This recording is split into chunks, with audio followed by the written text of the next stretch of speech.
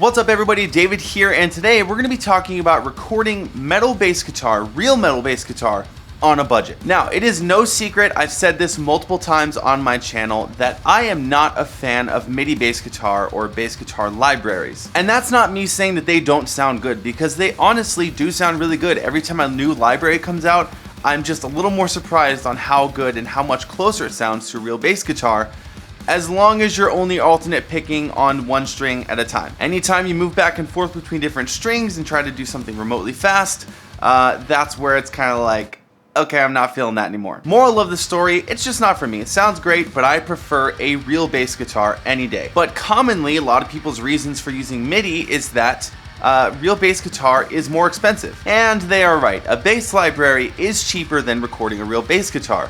But just because it's cheaper does not mean recording a real bass has to be expensive. It can be done for $300 with amazing results, and that's what I'm going to show you guys today. We're going to talk about the guitar, the strings, and some free plugins you can use to get that polished final mix. Now, just to be safe, we're going to be talking about a 4-string bass guitar.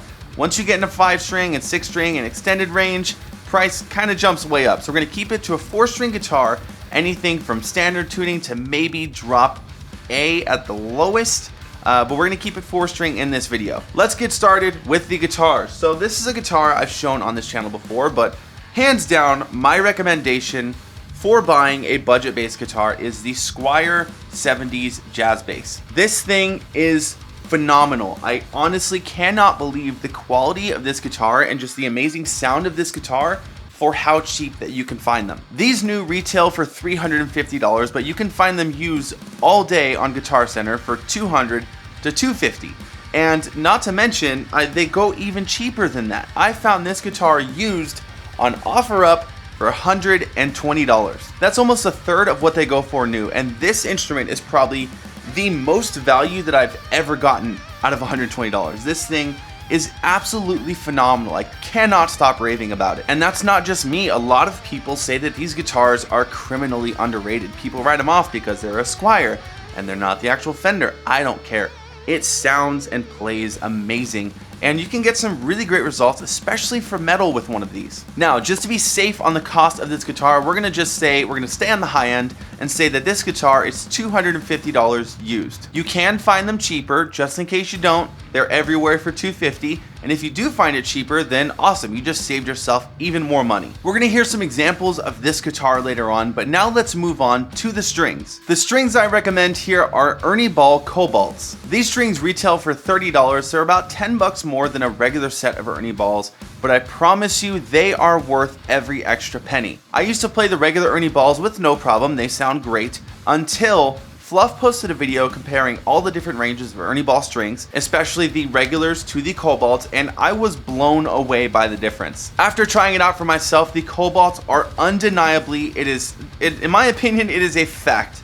They are way better than the regular Ernie Ball bass strings. They have an insane amount of low end, which is ridiculously clear, by the way, and something I immediately noticed is that I cut a lot of 150 Hertz in bass guitars because I feel like it muds up the mix. I don't like the sound of it at all, so I end up cutting that a lot.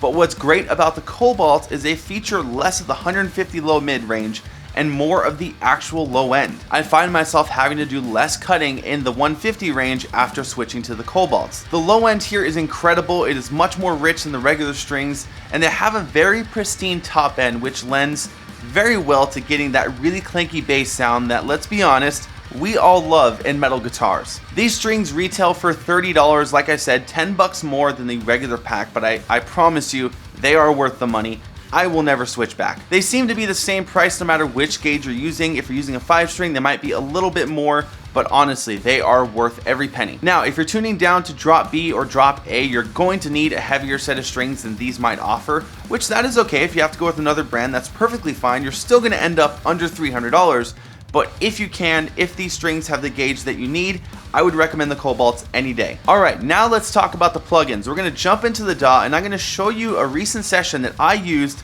to mix that bass guitar with those Cobalts. Now keep in mind, I own JST Hellraiser. I own plenty of bass processing plugins, but I chose to use this free one because it sounds so good. Let's check it out. All right, so here we have a session open from my most recent track, which is my cover of Atreyu the Crimson. Here's what it sounds like with everything.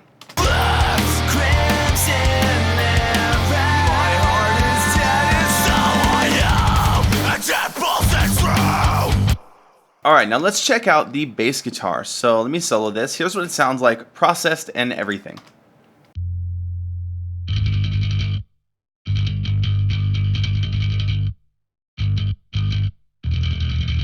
All right, now let's go over how I got that tone. So I'm gonna shut off all these inserts, and here's what it sounds like with just the DI track.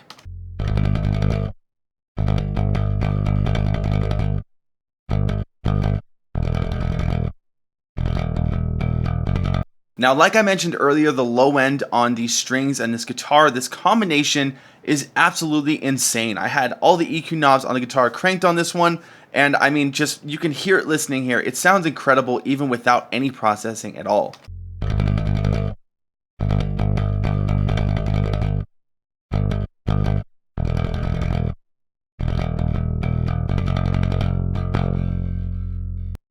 Now let's get into how I got this sound. So the first chain in the plugin is the Ignite Amps SHB bass head, which I think is absolutely criminally underrated as far as bass plugins go.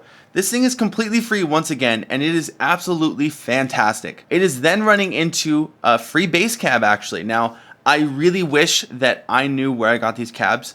I'm so sorry. These are a free pack of bass cabs. There's a free pack of cabs somewhere on the internet that are an Ampeg SVT 8x10. And the D6 impulse on this is absolutely insane. For low end, the D6 is like the king as far as these impulses go. So once again, free SHB into a free cabinet impulse of an Ampeg 8x10 with the D6. So DI, after the head and the impulse.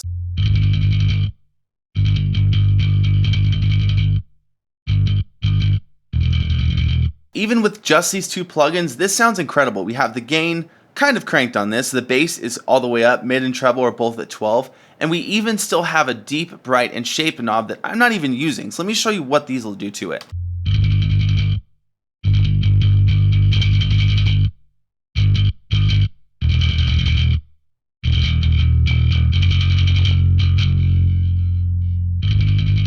So deep is gonna give you even more low end. The bright is going to brighten it up, and the shape knob kind of focuses the tone a little bit more for me, but I'm going to leave it how it was in the project and show you the processing I did after, which granted these are paid plugins, but you can do this with anything. Next thing we have is a FabFilter Pro Q3, which is just chopping off some low end, some annoying frequencies up around 2K, adding a little bit at 5K, then pulling out some 150. Now, I said that I had to do less of this, and that is correct. This is much less processing than I had to do before when I was not using the Cobalts, but I still am taking a little bit out just because I still think it sounds like ass. So here's before and after.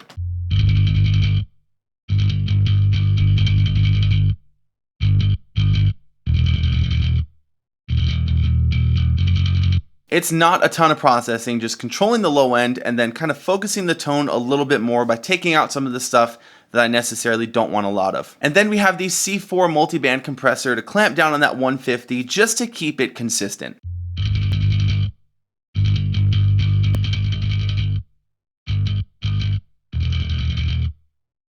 Now let's go to a part with some more bass guitar and let's check out those changes in the mix. So I'm gonna mute all the vocals, and here we go.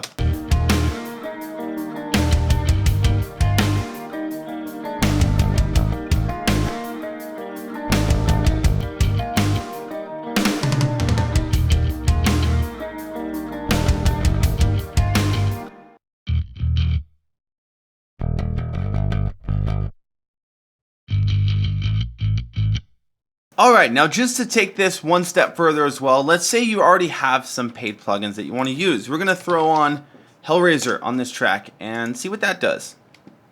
So I already know I like this amp with the D12. Actually, let's do the D6. We're going to turn on Raise Hell, Enhance Sub, gain a little bit up, treble about 75%, or that's crank, what am I doing? And here we go.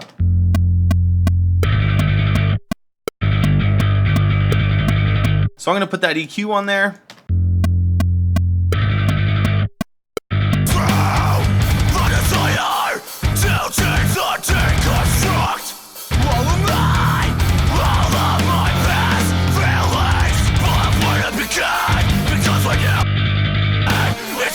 All right, so let's mute the vocals from this and see what that sounds like.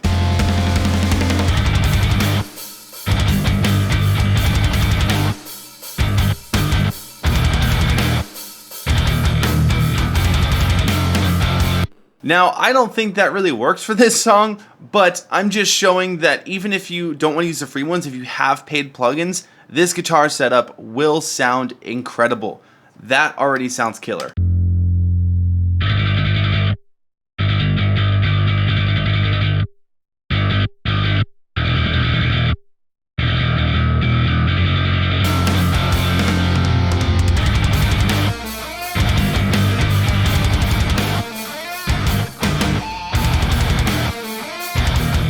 Yeah, that sounds awesome. All right, so I've showed you the guitar, I've showed you the strings, I've showed you an example in the DAW, and I think I've proved that you can record great metal bass guitar without going broke. And like I said in the beginning of the video, yes, this bass guitar setup is about $300, $280 to be exact, which is more expensive than a bass library for sure, but that doesn't mean it's unattainable. It doesn't mean it's too expensive. This is totally affordable, and it's honestly something that anybody can do.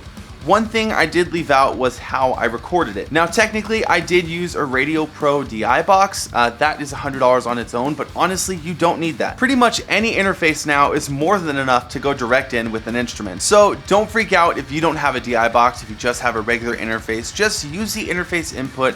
It's still gonna come out awesome. So quick recap one more time. For under $300, $280 to be exact, you can get the Squier 70s Jazz Bass, a set of Ernie Ball Cobalt strings, and the Ignite Amps SHP amp head, and be on your way to great metal bass tones in no time for not a lot of money. Now, I know that the bass strings are a reoccurring cost. Yes, you eventually have to replace them. I don't replace them every week because, well, I can't afford that, but I just replace them every time I record a new song to make sure the strings are fresh and sounding good. And that's it, guys. That is my recommendations for getting a great metal bass tone for under $300. Let me know what you think down in the comments. What are you using for bass? Have you found any other ways to cut costs?